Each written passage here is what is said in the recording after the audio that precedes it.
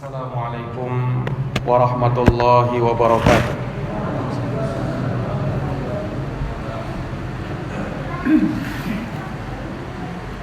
Alhamdulillah, alhamdulillahi rabbil alamin, wa bihi nasta'inu ala umuri dunya waddin.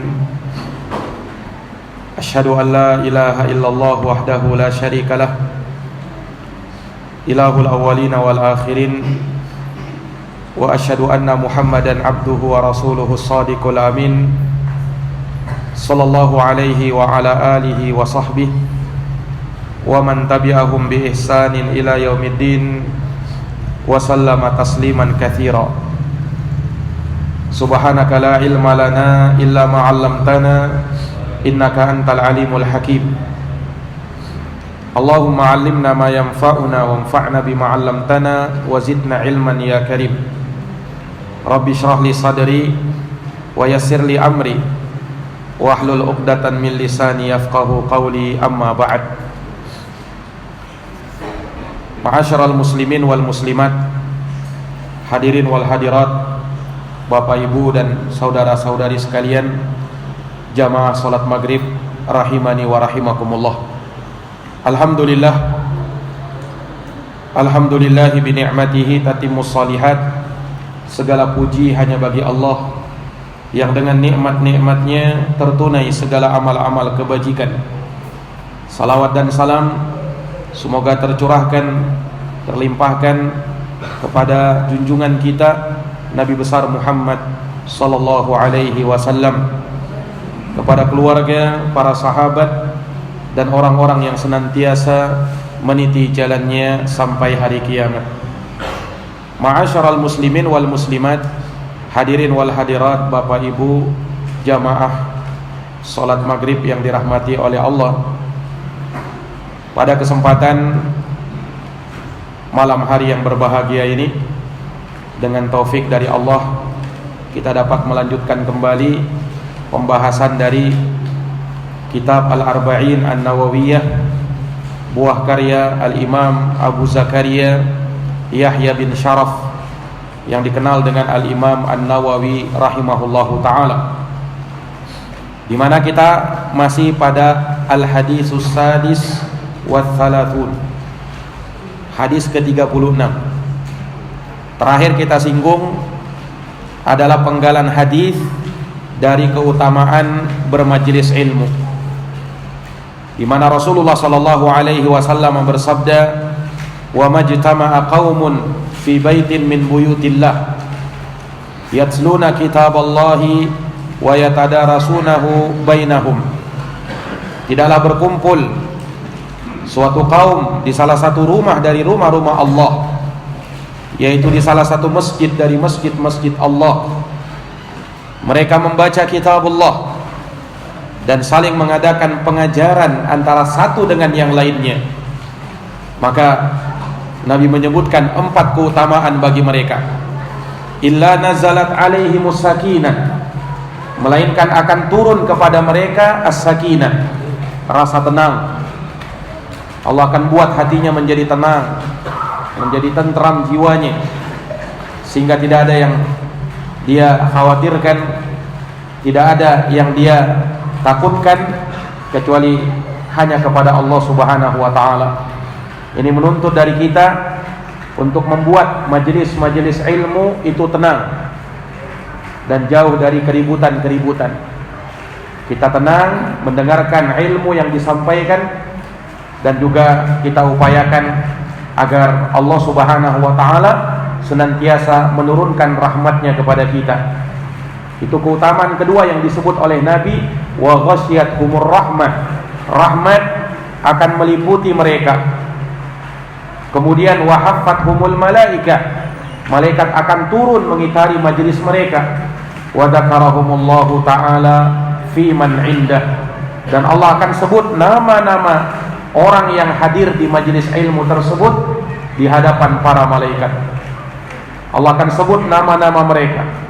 Kemudian jamaah yang dirahmati dan dimuliakan oleh Allah, ini menunjukkan akan keutamaan dan kemuliaan majelis ilmu. Oleh karenanya sebagian ulama kita berkata, la tahqiranna majlisal ilmi li'annahu qad yakunu tasma'u fihi faidah wa tusiluka ilal jannah. Kata mereka, janganlah kau remehkan satu majelis ilmu. Jangan kau remehkan, jangan kau sepelekan. Kenapa? Karena bisa jadi di salah satu majelis ilmu yang kau hadir di situ, kau dengarkan satu faidah. Yang faidah itu ternyata bisa mengantarkan kamu ke dalam surga. Kita tidak tahu. Terkadang Allah Subhanahu wa taala bukakan hati kita di saat kita menghadiri suatu majelis ilmu yang kita tidak sangka-sangka. Mungkin kita sering hadir di majelis ilmu, tetapi di suatu majelis ilmu betul-betul menyentuh hati kita, betul-betul kena pada diri kita, sehingga dengan hal tersebut kita pun bertaubat, kita pun kembali kepada Allah, kita pun memperbaiki diri, dan ternyata itulah yang menjadi sebab kita masuk ke dalam surga Allah Subhanahu wa taala. Makanya ilmu adalah jalan yang paling cepat, jalan yang paling mudah, jalan yang paling dekat yang akan mengantarkan kita kepada surga Allah Subhanahu wa taala. Jamaah yang dirahmati dan dimuliakan oleh Allah, maka setelah Nabi menyebutkan ini, maka di penutup hadis Rasulullah menyatakan, wa man batta'a bihi 'amaluh lam yusri' bihi nasabuh. Rasulullah bersabda, barang siapa yang lambat amalannya, barang siapa yang terlambat masuk surga, atau bahkan tidak masuk surga karena sebab amalannya yang kurang, amalannya yang sedikit, maka lam yusri bihi nasabuh, nasabnya, garis keturunannya tidak akan bisa menolong dia, tidak akan bisa mempercepat dia untuk masuk ke dalam surga Allah Subhanahu wa taala. Yang bisa menjadi sebab kita masuk ke dalam surga tidak lain dan tidak bukan karena sebab amalan kita. Maka jamaah yang dirahmati oleh Allah, setelah Nabi SAW menyebutkan tentang ilmu, maka Nabi sebutkan tentang amalan. Kenapa? Karena agama kita, agama yang dibangun di atas ilmu dan amalan. Tidak ada artinya ilmu tanpa amalan, sebagaimana amalan tidak mungkin diterima kalau tidak dibangun di atas ilmu. Inilah as-sirat al-mustaqim. Inilah jalan yang lurus yang senantiasa kita memintanya kepada Allah. Ihdinas siratal mustaqim. Ya Allah, tunjukilah kami jalan yang lurus. Jalan yang lurus, kata para ulama, adalah jalan yang menggabungkan antara ilmu dan amalan. Setelah kau berilmu, maka kau wajib untuk beramal. Bukan jalan orang-orang yang tersesat, bukan jalannya orang-orang yang engkau murkai ya Allah, ghairil maghdubi alaihim waladdallin, dan bukan pula jalannya orang-orang yang tersesat. Kata ulama, jalan orang-orang yang dimurkai adalah jalannya orang-orang Yahud, sebab mereka berilmu tapi tidak beramal. Dan bukan jalannya orang-orang tersesat, itulah jalannya orang-orang Nasara yang mereka beramal tanpa ilmu. Maka umat ini kalau berilmu tidak beramal, mirip dengan orang-orang Yahudi. Kalau beramal tanpa ilmu, maka mirip dengan orang-orang Nasara. Kata Sufyan ibnu Uyainah rahimahullahu ta'ala, man fasada min ulama'ina fafihi syabahun bil yahud, wa man fasada min ubadina fafihi syabahun bin nasara. Barang siapa yang rusak dari alim ulama kita sehingga dia tidak beramal, mirip dengan Yahudi. Dan siapa yang rusak dari ahli ibadah kita sehingga dia beramal tanpa ilmu, maka mirip dengan orang-orang Nasara. Orang Islam, orang mukmin yang mendapatkan petunjuk Allah, merekalah yang menggabungkan antara ilmu dan amalan. Inilah maksud dan diantara misi terutusnya Rasulullah sallallahu alaihi wasallam. Allah menyatakan,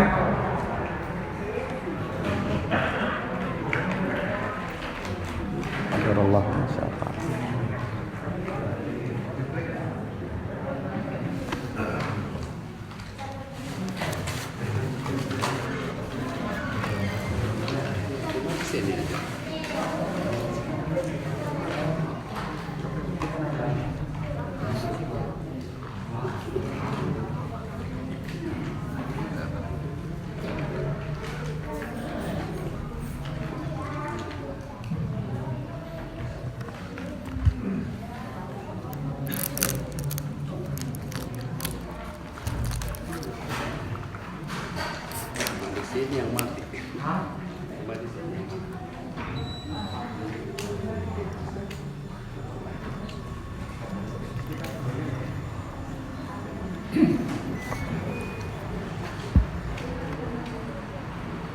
Iya.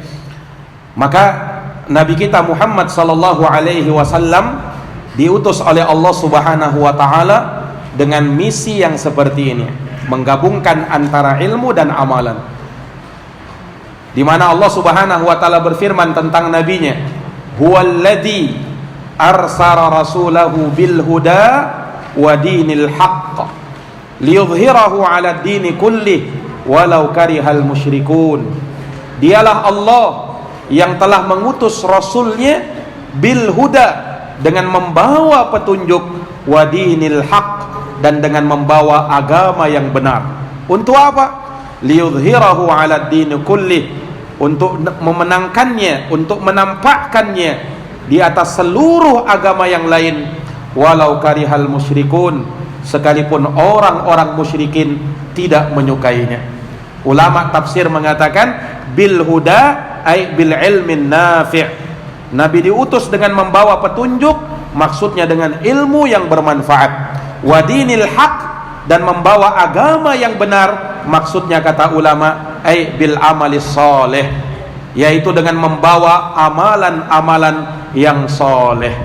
Nah, ini para jamaah yang dirahmati dan dimuliakan oleh Allah Subhanahu wa taala. Oleh karenanya, selain kita bersemangat untuk berilmu, jangan lupakan amalan. Jangan sampai kau lupakan amalan. Karena apa? Karena amalan inilah yang menjadi amanah dari ilmu yang Allah Subhanahu wa taala berikan kepada kita. Kita harus tunaikan amanah ilmu itu dengan cara mengamalkannya. Inilah yang menjadi sebab mulianya orang-orang terdahulu, para sahabat, kaum mukminin di masa Nabi sallallahu alaihi wasallam, dijayakan oleh Allah, dijadikan umat yang disegani. Kenapa? Karena Allah Subhanahu wa taala berikan kepada mereka ilmu, dan mereka adalah orang-orang yang kuat dalam beramal. Allah berfirman di dalam Quran, wa'adallahu alladhina amanu minkum wa 'amilus shalihat la yastakhlifannahum fil ard kama stakhlafal ladina min qablihim. Allah berjanji kepada mereka yang beriman dan beramal soleh, yakni orang yang berilmu dan beramal. Apa janji Allah? La yastakhlifannahum fil ard. Allah akan jadikan mereka pemimpin di muka bumi. Kama stakhlafal ladina min qablihim, sebagaimana Allah telah jadikan orang-orang sebelum mereka sebagai pemimpin. Ini para jamaah yang dirahmati dan dimuliakan oleh Allah.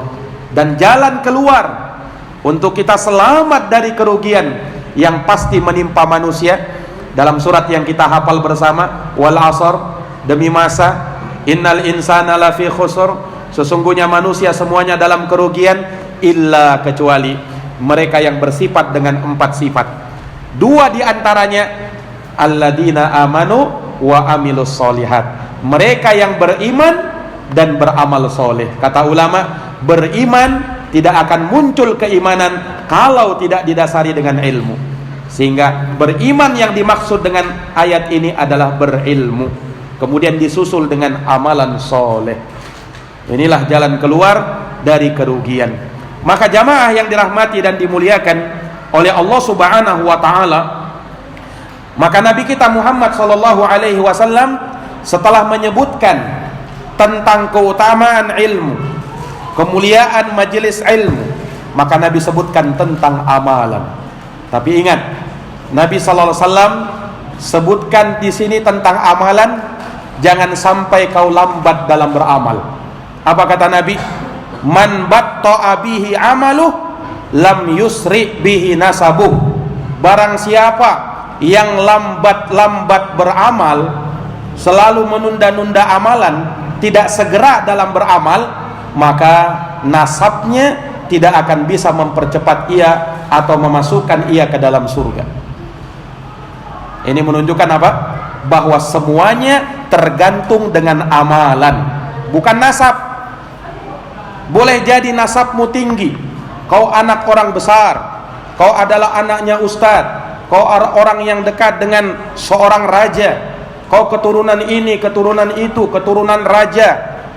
Nah, tetapi kalau kau tidak beramal, nasabmu tidak akan bisa menyelamatkan kamu. Ini dalilnya. Man batta'a bihi amaluh lam yusri bihi nasabuh. Siapa yang lambat beramal, maka nasabnya tidak akan bisa mengangkat dirinya. Ini jamaah yang dirahmati dan dimuliakan oleh Allah. Iya, makna dari hadis ini bahwa ilmu yang menghasilkan kebaikan adalah ilmu yang menyampaikan seorang hamba kepada derajat-derajat yang tinggi dengan amalan nanti di akhirat. Maka Allah Subhanahu wa taala berfirman, "Wa tilkal jannatul lati uristumuha bima kuntum ta'malun," kata Allah dalam surat Az-Zukhruf ayat 72. Itulah surga yang telah diwariskan kepada kalian. Apa sebabnya? Dengan apa kau peroleh? Bima kuntum ta'malun. Itu semua kau peroleh dengan sebab amalan yang kau usahakan, amalan yang kau kerjakan selagi di dunia. Jadi tergantung amalan. Di ayat yang lain Allah tegaskan, walikullin darajatun mimma amilu. Bagi tiap masing-masing orang akan ada darajat-darajat, akan diberikan dan memperoleh tingkatan-tingkatan yang tinggi di dalam surga. Kenapa? Sebabnya apa? Mimma amilu, karena sebab amalan yang kau kerjakan. Ini jamaah yang dirahmati oleh Allah. Makanya terlalu banyak ayat-ayat yang menyinggung bahwa surga bisa didapatkan dengan sebab amalan yang kau kerjakan. Ayat yang juga terkenal di surat An-Nahl, Allah Subhanahu wa taala berfirman, "Man amila sholihan," siapa yang beramal soleh, disebut dulu amal soleh, "min dzakarin wa untha," dari kalangan laki-laki maupun perempuan, "wa huwa mu'minun," dan ia dalam keadaan beriman, maka janji Allah bagi mereka yang beramal ini, "falanuhyiyannahu hayatan thayyibah." Kami akan berikan baginya kehidupan yang baik, "wala najziyannahum ajrahum bi ahsani ma kanu ya'malun." Kemudian kami akan berikan bagi mereka pahala yang lebih baik dari apa yang telah mereka kerjakan. Nah, ini para jamaah yang dirahmati dan dimuliakan oleh Allah Subhanahu wa taala. Ini menunjukkan kepada kita hendaknya kita betul-betul beramal. Hendaknya kita jangan sampai menunda-nunda amalan. Jangan sampai kita lambat-lambat dalam beramal. Karena apa? Yang rugi adalah kau sendiri. Yang tertunda adalah kau sendiri. Jamaah yang dirahmati oleh Allah, disebutkan bahwasanya nanti orang di hari kiamat masuk surga, tapi tidak semuanya langsung masuk surga. Ada masa-masa penantian, ada masa-masa penungguan, dan itu bukan sebentar, lama masa penantiannya.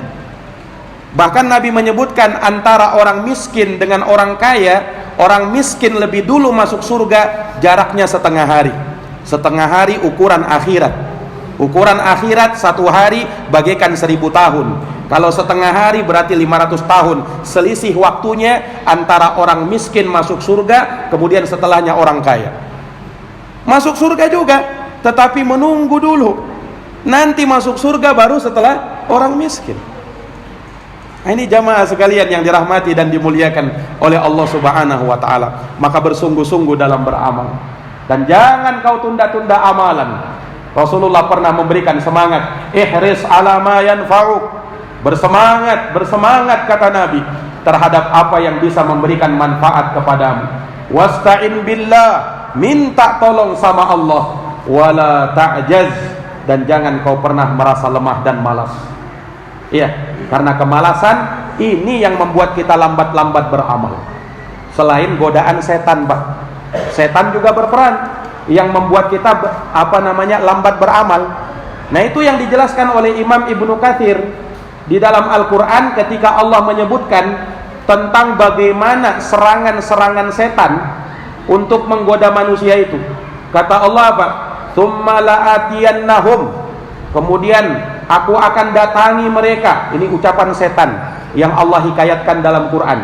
Kemudian ya Allah, kata mereka, ketika dia bersumpah di hadapan Allah, untuk menggoda anak cucu Adam, aku akan datangi anak cucu Adam itu min baini aidihim, dari arah depan mereka, wa min khalfihim, dari arah belakang mereka, wa an aimanihim, di sebelah kanan mereka, wa an syama'ilihim, dan di sebelah kiri mereka, wala tajidu aktsarahum syakirin, dan kau tidak akan mendapati kebanyakan mereka sebagai orang yang bersyukur.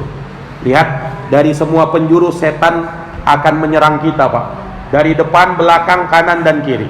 Ibnu Katsir menyebutkan, dari depan setan itu menyerang kita untuk membuat kita ragu dengan hari kemudian, dengan hari kebangkitan, sehingga seakan-akan kita itu hidup 1000 tahun lagi di dunia ini, lupa dengan akhirat. Nah, itu dari arah depan, Pak. Dari arah belakang, setan menggoda kita dengan dunia, digoda kita dengan dunia, sehingga kita terlena, terbuai, terbujuk rayu dengan indah dan gemerlapnya dunia itu. Dari arah kanan, nah ini godaan setan dari arah kanan, Pak. Dia membuat kita lambat-lambat beramal. Nah, itu godaan setan dari arah kanan. Iya. Terkadang orang itu sudah beramal, tapi setan tidak akan menyerah untuk menggoda dia. Terkadang dibuat orang itu ta'ajub, dibuat dia takjub dengan amalannya, dibuat dia sombong. Ketika misalnya dia sudah melakukan amalan besar, dia sudah umroh misalnya, dia sudah haji misalnya, setan datang, kau tidak sabur amal lagi. Kenapa? Kau sudah haji, tidak perlu lagi kau beramal. Ketika misalnya dia sudah menyumbang sumbangan yang besar, apa setan datang berkata, tidak usah lagi kau beramal, sudah cukup membebaskan kau dari neraka. Itu tipu daya setan, Pak. Sehingga apa? Membuat dia malas beramal. Kalaupun beramal, dia lambat-lambat, sengaja dia tunda-tunda. Itu godaan setan, itu tipu daya iblis dari sebelah kanan kita. Kemudian dari sebelah kiri, setan menggoda kita dengan maksiat kepada Allah Subhanahu wa ta'ala. Ketika dia sudah berhasil menggoda kita dari sebelah kanan, dari sebelah kiri lagi digoda lagi dengan maksiat kepada Allah, sehingga kita pun melanggar batasan-batasan Allah dan akhirnya bermaksiat kepada Allah Subhanahu wa ta'ala. Ini godaan setan, Pak. Nah, jadi setan itu, Pak, kalau dia tidak bisa menjerumuskan kita dalam syirik, dia akan jerumuskan kita dalam bid'ah. Kalau tidak dia bisa jerumuskan kita dalam bid'ah, dia akan jerumuskan kita dalam maksiat. Kalau tidak bisa dia jerumuskan kita dalam maksiat, dia jerumuskan kita untuk lambat-lambat beramal. Masih beramal tapi lambat. Nah, itu godaan setan. Masih beramal tapi lambat. Nah, inilah godaan setan itu. Dia akan bertahap, bertahap-tahap, tidak sekaligus. Ini orang dia tahu, ini orang ini tidak bisa digoyahkan imannya, keyakinannya, amalannya. Dibuat dia bagaimana bisa runtuh, bagaimana dia bisa tidak kuat lagi. Ini godaan setan, Pak. Dan setan itu akan menggoda manusia dari arah-arah yang kita lemah di situ. Kalau dilihatnya ini orang ini lemahnya ini dari sisi egonya, maka akan dia setan akan menyerang dia dari sisi egonya. Dibuat egonya besar. Nah, sehingga sifat egonya yang dia besarkan. Itu godaan setan juga. Jamaah yang dirahmati dan dimuliakan oleh Allah Subhanahu wa ta'ala. Terkadang dibuat dia berselisih, dibuat dia berpecah belah. Godaan setan. Ini jamaah yang dirahmati dan dimuliakan oleh Allah Subhanahu wa ta'ala. Maka ini menunjukkan kepada kita bahwasanya jangan sampai kita lambat-lambat beramal. Nabi SAW menyebutkan hadits ini, man batta'a bihi amaluh lam yusri bihi nasabuh. Siapa yang lambat-lambat beramal, maka dia akan menyesal, maka nasabnya tidak akan bisa memberikan keselamatan untuk dirinya. Ini menunjukkan kepada kita bahwa keselamatan tergantung dengan amalan. Tergantung dengan apa? Tergantung dengan amalan.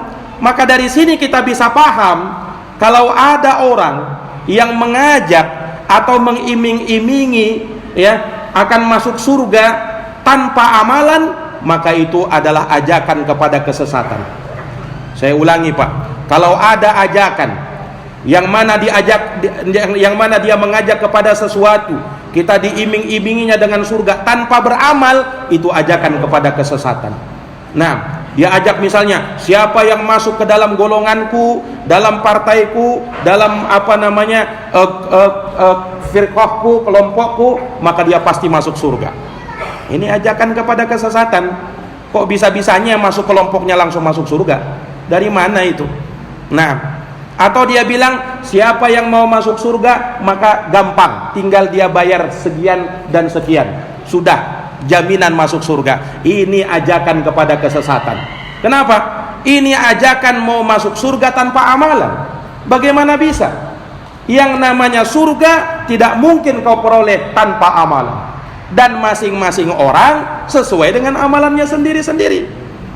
Dan dia tidak akan bisa berbangku dengan amalan orang lain. Maka ini yang diingatkan sama Nabi. Kenapa? Dulu orang-orang musyrikin jahiliyah, Pak, mereka itu berbangga dengan nasab. Ya, katanya apa? Tidak mungkinlah aku itu masuk neraka. Kenapa? Bapak-bapak aku, nenek moyangku itu orang hebat-hebat. Tidak mungkin aku masuk neraka. Tidak mungkin aku diazab sama Allah. Kenapa? Nenek moyangku itu orang dulu berjasa, pahlawan katanya. Tidak mungkin aku disiksa. Nah, ini tipu daya setan. Makanya Rasulullah SAW ingatkan, nasabmu tidak akan bisa menyelamatkan kamu. Subhanallah. Nah, ini para jamaah yang dirahmati dan dimuliakan oleh Allah Subhanahu wa ta'ala. Jadi jangan sampai dikarenakan kamu melihat ya ada keluargamu misalnya orang yang hebat, bahkan walaupun dia seorang ustadz, seorang kiai, seorang syekh, seorang yang berilmu, orang hebat, raja dan lain sebagainya, kemudian kau berpangku tangan, gampang. Kenapa? Nanti keluargaku itu yang menyelamatkan aku. Kenapa? Dia itu orang soleh, dia itu orang alim. Tidak akan bisa jamaah. Para jamaah yang dirahmati dan dimuliakan oleh Allah Subhanahu wa ta'ala. Maka sekali lagi, masuk surga tidak akan mungkin kita bisa peroleh kecuali dengan rahmat Allah, yang mana rahmat Allah Subhanahu wa ta'ala itu kita dapatkan dengan beramal. Makanya Allah berfirman di dalam Quran, inna rahmatallahi qaribun minal muhsinin. Sesungguhnya rahmat Allah dekat kepada orang-orang yang berbuat baik. Jadi yang berbuat baik maksudnya apa? Yang beramal. Ini jamaah yang dirahmati oleh Allah. Sahabat Ibnu Mas'ud, Pak, pernah bercerita. Ini kisah beliau, asar yang dihukumi marfu sampai kepada Nabi SAW. Ibnu Mas'ud bercerita tentang kejadian di hari kiamat. Ada salah seorang yang dia menyeberangi sirat, Pak. Salah satu kejadian yang nanti akan kita hadapi di hari kiamat, kita harus melewati jembatan titian yang dipampangkan di atas neraka jahanam. Itu yang harus kita lewati. Disebutkan oleh Ibnu Mas'ud bahwa ada seseorang yang melewati sirat itu, tetapi dia berjalan dengan sangat lambat, tertatih-tatih dia. Ya, sangat sulit untuk bisa mencapai ujung sirat itu. Dia berusaha sambil merangkak, tapi lambat. Dia susah payah, tertatih-tatih di dalam menggapai ujungnya sirat itu. Tidak kelihatan, belum kelihatan ujungnya. Lambat dia. Maka dia pun ketika masih berada di sirat, dalam keadaan merangkak dia pun bertanya kepada Allah Subhanahu wa ta'ala Rabbul Alamin. Dia berkata apa? Ya Rabb, wahai Tuhanku, lima abta'ta bi, kenapa engkau memperlambat aku ya Rabb? Dia berkata seperti itu. Mengapa ya Allah kau perlambat aku? Mengapa belum sampai ke ujung sirat? Apa kata Allah kepada orang ini, Pak? Kata Allah Subhanahu wa ta'ala, lam ubti' bik walakin abta'a bika amaluk. Kata Allah Subhanahu wa ta'ala, aku tidak memperlambat kamu, tapi amalanmu sendiri yang justru memperlambat kamu. Dahulu kau di dunia lambat-lambat beramal, maka kau pun ketika melintasi sirat itu lambat juga. Kan bagaimana anda merasakan ketakutan, kengerian, Pak? Ini jembatan, kalau sedikit kau salah, kau akan jatuh ke neraka jahanam. Dan bagaimana caranya kita tidak ngeri? Nabi SAW disifatkan bahwasanya di jembatan yang kita mau lewati itu ada semacam duri-duri yang menyambar-nyambar. Nah, bagaimana tidak mengerikan? Sehingga orang ini bertanya kepada Tuhannya, mengapa ya Allah kau lambatkan aku? Allah jawab, tidak, aku tidak melambatkan kamu, justru amalmu yang telah melambatkan kamu. Kau dulu berlambat-lambat beramal ketika di dunia, maka sekarang pun kau lambat masuk surga. Ini para jamaah yang dirahmati dan dimuliakan oleh Allah Subhanahu wa taala. Iya, makanya kata Al-Hafidz Ibnu Rajab rahimahullahu taala, beliau menyebutkan di dalam kitabnya ya Jami'ul Ulum wal Hikam, kata beliau, barang siapa yang menginginkan, barang siapa yang mencari ilmu ya di dunia, maka Allah Subhanahu wa taala akan mudahkan baginya jalan ketika dia melintasi as-sirat. Barang siapa yang dia mencari ilmu, menuntut ilmu untuk dia amalkan, maka Allah akan mudahkan baginya jalan ketika dia melintasi as-sirat, ketika dia melintasi sirat, yaitu jembatan titian yang dipampangkan di atas api neraka jahanam. Nah, ini para jamaah yang dirahmati dan dimuliakan oleh Allah Subhanahu wa taala. Maka dari sini kita bisa mengambil kesimpulan bahwa seseorang itu dapat lebih mulia, bisa lebih mulia dia daripada orang yang nasabnya mulia. Karena apa? Karena amalnya yang lebih hebat. Jadi orang itu bukan ditentukan dengan garis nasabnya, yang hanya dengan garis nasab itu kemudian dia merasa dia akan masuk surga. Tidak. Tetapi yang menyelamatkan kau amalanmu, jamaah yang dirahmati oleh Allah. Makanya Allah berfirman apa dalam Quran? Dalam surat Al-Hujurat ayat 13, Inna akramakum indallahi atqakum.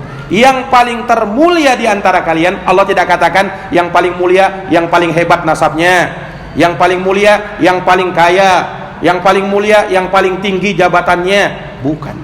Tapi yang paling mulia, yang paling bertakwa kepada Allah. Dan ketakwaan tidak mungkin kita dapatkan kecuali dengan amalan. Ini jamaah yang dirahmati dan dimuliakan oleh Allah Subhanahu wa taala. Nabi sampai bersabda di dalam sebuah hadis, la fadla lil arabi 'alal ajam, walal ajam 'alal arab, walal abyad 'alal aswad, walal aswad 'alal abyad illa bittaqwa. Lebih tegas Nabi berkata, tidak ada kelebihan antara orang Arab dengan yang bukan Arab. Yang bukan Arab terhadap orang Arab, tidak ada kelebihan, tidak ada keistimewaan. Walal abyad 'alal aswad, tidak ada kelebihan orang yang berkulit putih dengan di atas kulit hitam. Demikian pula sebaliknya, tidak ada kelebihan orang yang berkulit hitam di atas orang yang berkulit putih. Kata Nabi, illa bittaqwa. Semua itu ditentukan dengan ketakwaanmu kepada Allah Subhanahu wa ta'ala. Para jamaah yang dirahmati oleh Allah, kalau kita lihat di zaman Nabi SAW, siapa Bilal itu, Pak? Siapa Bilal itu? Bilal bin Rabah radhiyallahu ta'ala anhu, muadzinnya Rasulullah, orang yang kata Nabi lehernya paling panjang nanti di surga. Bilal bin Abi Rabah itu orang yang berkulit hitam. Bukan siapa-siapa Bilal itu, bahkan mantan budak Bilal bin Abi Rabah itu, Bilal bin Rabah itu. Tapi luar biasanya Bilal, walaupun nasabnya bukan siapa-siapa Bilal ini, bukan siapa-siapa Bilal itu, tetapi suara sendalnya sudah didengarkan oleh Nabi di dalam surga. Karena apa Bilal mulia? Karena nasabnya? Bukan, nasabnya rendah Bilal itu, tapi Bilal mulia dikarenakan amalnya. Siapa itu? Salman Al-Farisi radhiyallahu an, bukan orang Arab beliau. Salman Al-Farisi itu orang Persia, Pak. Merantau jauh-jauh dari Persia ke Madinah karena pengen mencari kebenaran. Salman Al-Farisi bukan orang Arab, nasabnya bukan Arab. Tapi apa yang terjadi? Karena beliau dekat dengan Nabi SAW, beriman kepada Nabi SAW, amalannya luar biasa, maka beliau menjadi orang yang mulia. Bandingkan dengan siapa? Abu Jahal. Siapa Abu Jahal itu? Pimpinannya orang Arab kafir Quraisy. Pimpinannya. Dia punya garis keturunan yang mulia juga. Tapi apa yang terjadi? Abu Jahal, kata Nabi, Fir'aunu hadhil ummah. Abu Jahal itu Fir'aunnya umat ini. Dan dipersaksikan oleh Nabi SAW dia masuk ke neraka. Waliyadzubillah. Itu Abu Jahal. Siapa itu Abu Lahab? Siapa Abu Lahab, Pak? Pamannya Nabi. Abu Lahab itu pamannya Nabi. Bagaimana garis keturunannya? Oh, sangat mulia Abu Lahab itu. Saudaranya Abdullah, bapaknya Nabi, Abu Lahab. Tapi apa yang terjadi? Allah turunkan satu surat khusus menyatakan si Abu Lahab masuk neraka. Tabbat siada abi lahabi wa tab. Celaka si Abu Lahab, binasa tangannya si Abu Lahab. Padahal siapa dia? Siapa Abu Lahab? Pamannya Nabi, Pak. Ini menunjukkan apa? Garis keturunanmu tidak akan bisa menyelamatkan kamu kalau kau tidak beriman kepada Nabi Sallallahu Alaihi Wasallam. Dan masih banyak lagi kisah-kisah yang lain. Lihat Nabi Ibrahim, bapaknya siapa? Bapaknya siapa? Azar. Bapaknya itu siapa? Orang kafir kan? Bahkan pembuat berhala. Bapaknya Nabi Ibrahim. Subhanallah. Nabi Nuh alaihissalam punya anak, anaknya kafir kepada Allah. Nabi Lut punya istri, istrinya kafir kepada Allah. Asiyah, istrinya Fir'aun, suaminya Fir'aun, orang paling bejat, orang paling kafir di muka bumi. Nah, subhanallah. Ini menunjukkan sekali lagi nasabmu tidak akan bisa menyelamatkan kamu kalau kau tidak beramal. Nah, nasabmu itu mulia, ya. Nasabmu itu dipandang ketika kau beramal soleh, ketika kau beriman kepada Allah dan Rasulnya. Itu baru dianggap nasabmu. Nah, ini para jamaah yang dirahmati dan dimuliakan oleh Allah Subhanahu wa Ta'ala. Maka benarlah apa yang disabdakan oleh Nabi di sini, man batta'a bihi amaluh lam yusri bihi nasabuh. Barang siapa yang lambat-lambat beramal, maka nasabnya tidak akan bisa menyelamatkan dia. Barang siapa yang lambat masuk surga karena amalnya yang kurang, maka nasabnya tidak akan mempercepat dia untuk masuk ke dalam surga Allah Subhanahu wa Ta'ala. Suatu hari, Pak, turun ayat kepada Nabi, wa andir ashiratakal aqrabin. Beri peringatan wahai Nabi kepada kerabatmu terdekat. Maka apa yang dilakukan oleh Nabi? Nabi kumpulkan keluarganya, Pak. Nabi kumpulkan keluarganya. Setelah Nabi kumpulkan keluarganya, kemudian Nabi berpesan kepada keluarganya. Nabi panggil satu-satu. Kata Rasulullah, ya Bani Abdul Muttalib, wahai Bani Abdul Muttalib, keluarganya beliau, Bani Abdul Muttalib. Abdul Muttalib kan kakeknya Nabi. Wahai anak-anak keturunannya Abdul Muttalib, angkidu anfusakum, selamatkan diri-diri kalian dari api neraka. Kata Nabi, la ugni ankum minallahi syai'a, aku tidak bisa menyelamatkan kalian dari api neraka. Itu Nabi tegas mengatakan seperti itu. Kemudian Nabi panggil bibinya, ya Safiyah ammata Rasulillah sallallahu alaihi wasallam, angkidi nafsaki, la ugni anki minallahi syai'a. Wahai Safiyah, bibinya Rasulullah, selamatkan dirimu dari api neraka, aku tidak akan bisa menyelamatkan dirimu dari api neraka. Bahkan Nabi panggil putrinya, ya Fatimah binta Rasulillah sallallahu alaihi wasallam, salini min mali ma syi'ti, la ugni anki minallahi syai'a. Wahai Fatimah, putrinya Rasulullah sallallahu alaihi wasallam, mintalah kepadaku apapun yang kau inginkan dari hartaku, tapi ingat, aku tidak bisa menyelamatkan dirimu dari api neraka sedikit pun juga. Itu Nabi kepada putrinya, Pak. Nah, para jamaah yang dirahmati dan dimuliakan oleh Allah Subhanahu wa Ta'ala, ini menunjukkan kepada kita bahwa seseorang tidak boleh meninggalkan amalan hanya karena bersandar dengan nasabnya yang mulia. Tidak boleh seperti itu. Iya, karena apa jamaah sekalian yang dirahmati oleh Allah Subhanahu wa Ta'ala? Naam, Allah Subhanahu wa Ta'ala tidak menyelamatkan kita karena nasab kita, tetapi Allah menyelamatkan kita karena sebab amalan yang kita kerjakan, amalan yang kita usahakan. Para jamaah yang dirahmati dan dimuliakan oleh Allah Subhanahu wa Ta'ala, di dalam hadis yang mulia ini, kata para ulama menunjukkan kepada kita bahwa seseorang tidak akan bisa menolong orang lain. Seseorang itu tidak akan bisa menolong orang lain pada hari kiamat. Nah, dan ini dipertegas oleh Allah di dalam Quran, fama lahu min quwwati wala nasir, di surat At-Tariq di ayat yang ke-10 Allah berfirman, fama lahu, maka tidak ada bagi manusia, min quwwatin, kekuatan untuk menyelamatkan dirinya, wala nasir, tidak pula ada penolong dari orang lain. Yani kekuatanmu, kau orang kuat misalnya di dunia, kau banyak harta di dunia, kau banyak pengikut di dunia, itu semua tidak menyelamatkanmu. Fama lahu min quwwati wala nasir, tidak ada bagi manusia pada hari kiamat sedikit pun kekuatan untuk menyelamatkan dirinya, dan tidak ada seorang pun penolong yang bisa menolong dirinya. Tidak ada penolong yang bisa menolong kita, cuman amal kita, Pak. Para jamaah yang dirahmati dan dimuliakan oleh Allah Subhanahu wa taala, keluarga kita yang mungkin kita harap-harapkan bisa menolong tidak bermanfaat. Bahkan nanti pada hari kiamat apa? Justru keluargamu lari dari kamu. Justru keluargamu lari.